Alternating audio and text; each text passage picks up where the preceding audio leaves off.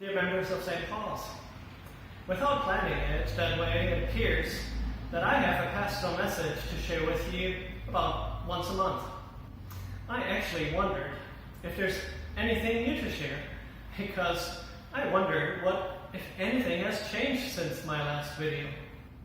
After all, we still have a deadly virus infecting some 20,000 and killing between 1,000 and 1,200 people each day in the U.S.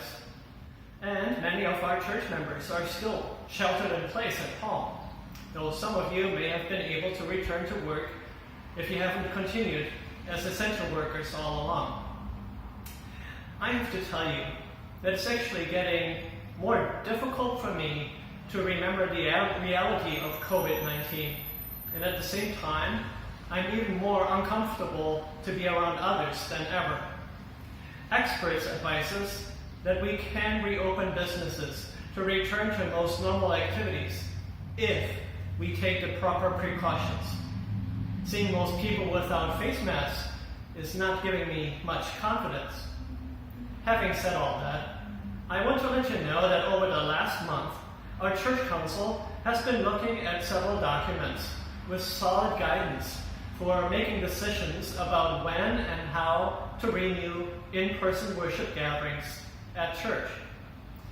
We have formed a planning team to help decide how long to wait in order to keep members safe and prevent the spread of deadly infections in our community, and what precautions will need to be taken once we resume worship at church. Some of the many considerations include how many people can safely worship, what parts of the service cannot be used, or how to share video with those not able or willing to attend.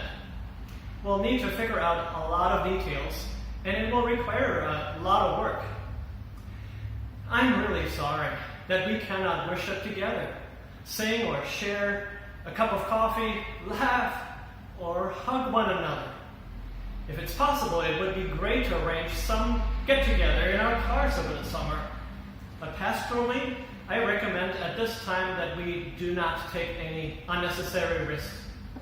I know that other churches have outdoor services or have gone back into their buildings. We need to figure out what's right and what will work for St. Paul's. Online worship is not the same, but there is no need to rush. And I have confidence in you and in God's help.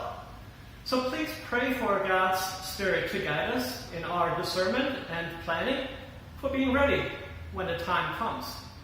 In the meantime, remember, we will always remain the church, whether we are at home or anywhere else, as long as we abide in faith and hope and love.